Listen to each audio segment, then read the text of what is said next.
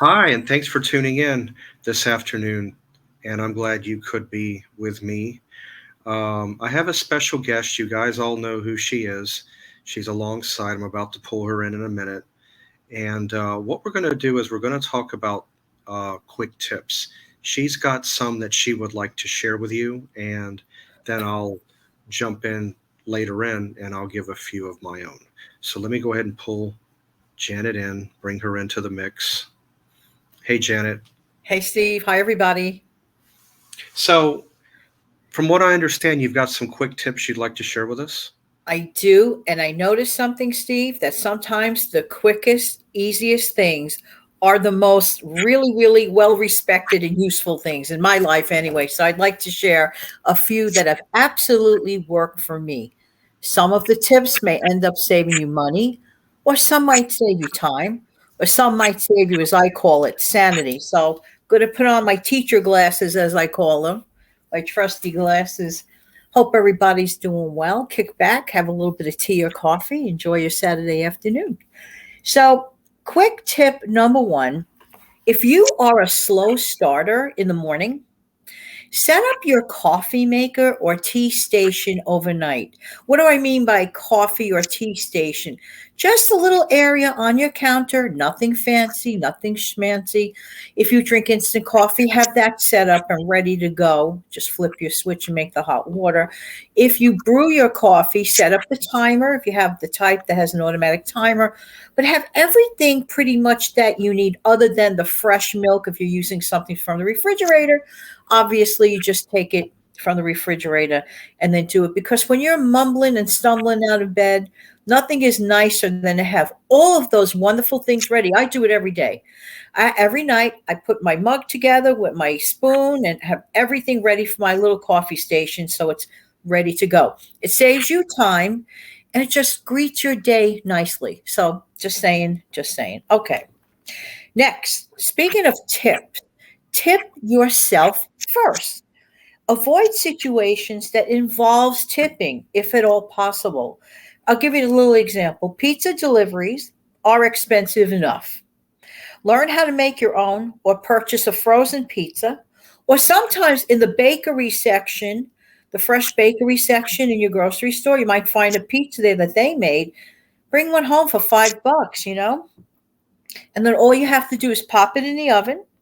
And this is a very simple way to tip yourself. And here's what I'm going to suggest strongly. Let's say you save $5 to $7. I'm just using this as an example in tips.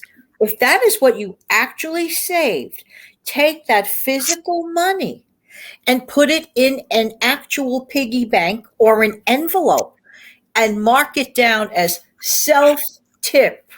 You just tipped yourself. Do that a number of times over the month and you're going to watch your money grow. You won't believe it. Okay, so do that. Don't forget to tip yourself. That's the second one. The third one. Okay, if you use paper towel, and especially if you own a pet, paper towels, in my opinion, are a must if you own a pet. Get what they call select a size or pick a size, because the regular size of the paper is extremely too large, in my honest opinion. This way, you're automatically doubling the use of the one roll. You are getting the maximum value for that roll of paper towel. And don't trust kids with paper towel because they really don't understand it. They just yank it, yank it, yank it. Pick off the paper for them if need be. Just saying, just saying. I know this from personal experience. That's how I know. All right, next. This has to do a minute with self employment. If you work from home, I don't know what the issue could be at times, but if you are self employed, some people do not take it seriously that you are working from home. I work from home. Just because I don't rely on transportation, which was a smart maneuver, just because I don't take a subway, I don't take a bus, I don't take a railroad, does not mean, or drive, does not mean that I am not working. So if you find yourself struggling with that as a person that works from home, a strong suggestion, if you have your own separate office or if you work from your bedroom as your office and area, close the door. If you have to make your own makeshift sign that says, do not disturb, or will be back at, and you state a time.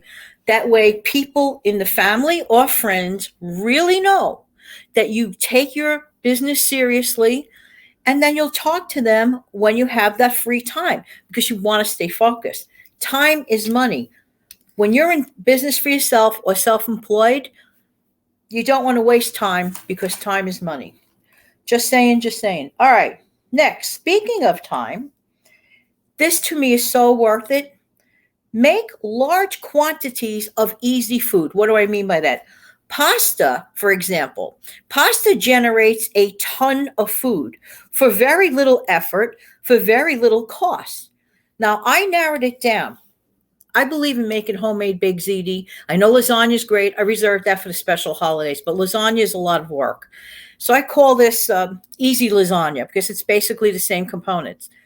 If you get every single box of ziti that you make equals 2 8x8 trays or 1 13x9 tray of baked ziti, of which you put in whatever you want.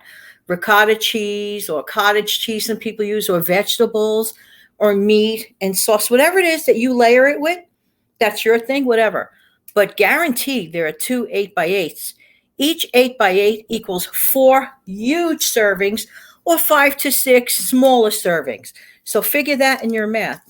Use 2 boxes. You got yourself a lot of meals. A lot of meals for very little effort, because basically what you're doing is you are assembling all the components. Buy a good quality tomato sauce or pizza sauce if you rather, and do it without making it from scratch. Make your life even easier. So this is just really a time saver, as well as, in my opinion, a money saver. Next, if you're going to buy cake mix, if you're going to buy mix, buy boxed cake mix over cookie mix. Why? Because you can make cookies from boxed cake mix. There is a way, it's a little kind of like challenging to make cookies, cake from cookie mix. Stick with the boxed cake mix and always know that you can make cookies from boxed cake mix, getting more bang for your buck. And boxed cake mix tends to go on sale fairly often. Okay, speaking of mix, buy pancake mix with the word complete on it. Why should you spend extra money using eggs, using milk, using oil? The complete mix, you only need to use water. And if your budget is tight and you don't want to use up your eggs, you want to use it for other things, go with the complete mix. And I don't want to brag, but I do have a number of videos about what you could do with complete pancake mix other than make pancakes. Just saying, just saying. Pay attention to food trends, because right now, more than ever, I understand right now, of course, there's, that bird flu, at the time of this recording. Who knows, by the time someone else may watch this a year from now, that may be, all is said and done. But guess what? I foresee the possibility of chicken prices going on the rise, okay? It's possible. I don't know that. But why not pick up a few extra cans of boneless chicken breast and stock them up in your pantry now and be ahead of the game? Just saying, just saying. And powdered eggs, it's a good thing to have in case you don't have access to eggs. It's just a great thing to keep in your stockpile. So, what else do I have in my bag of tricks? All right, here's a good one. And I know a lot of people are afraid to do this, and I don't understand why as a mom and a grandmother.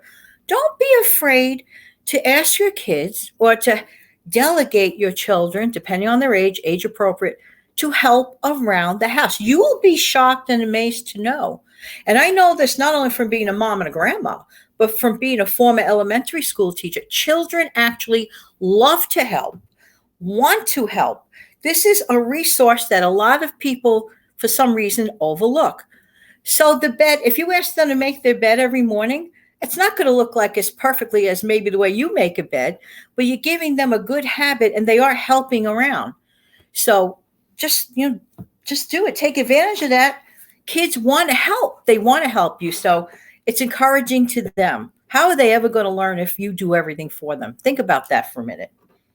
Another thing they love to do is empty out the wastebasket. And by the way, I have a sneaky little trick, which is the next tip.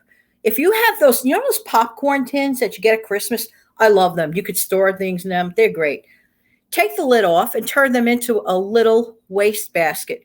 Put a little bag in there, and you got yourself a little waste basket for paper. And another tip I have in my trusty notebook, I strongly suggest putting a little paper waste basket in every single room of your house or apartment. This keeps your room much more tidy. Some people, they say, oh, I'll throw that out later. And they never get around to it. And meantime, the paper's accumulating in every room.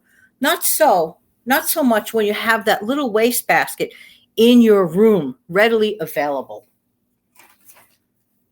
And finally, for right now, you know those wonderful laundry baskets? They're usually white or they're multicolored or whatever. You could get them in a dollar store, get a round one, get a rectangle one, whatever. Use them as a caddy for a quick 5-minute room tidy. Did you ever get that phone call? Oh, so and so calls. They haven't seen you in like forever. Oh, could I come up? I'd love to see you. And you don't want to turn them down. But let's say that your room is looking a little less than desirable. Grab that laundry basket, throw everything in there in a hurry, do a fast cleanup, and within 5 minutes, it's more presentable. Just saying, just saying. It also is a great conveyor of cleaning supplies from room to room. Put all like your bottles and everything. Everything's right in the basket. Just take it with you as a caddy. Steve, I just thought I'd share these little tricks and tips. Hope they help someone. Yeah, those are all great. A lot of them that you have mentioned, I myself do at least a good 9 or 10 of the ones you mentioned. I've got a few to roll in as well. If you have something you have to do the next morning and you're worried about time constraint, what I do recommend, take your shower just before you go to bed. That's one. The second one plays right along with it. Have your clothes laid out. That way, when you get out of the shower the next morning to get dressed, it's all done. It's there. You just dry off, put your clothes on, you're done. That's a second. And the third one, if you're worried about going out, let's say you have something to do, but you may come back home tired. You don't feel like cooking. So what you could do is you could actually go ahead and set up a slow cooker. I need to use mine more, but you could get a slow cooker. You can have everything all cut up, any vegetables, whatever you're going to do. You can have it done the evening before. The next morning, you can just incorporate everything into the crock pot, put the lid on it, put all your spices, whatever you want to do, set your timer or the temperature, 6, 8 hours, whatever. Let's say you leave 8 o'clock in the morning. Let's say you get back about 4:30. Voila, dinner is served. Then all you got to do is go to your kitchen, grab a plate, grab a fork, spoon, whatever, take the lid off, serve yourself, eat. And then if you have any leftovers, all you have to do is put it in a plastic bowl or container with a lid, put it in the fridge.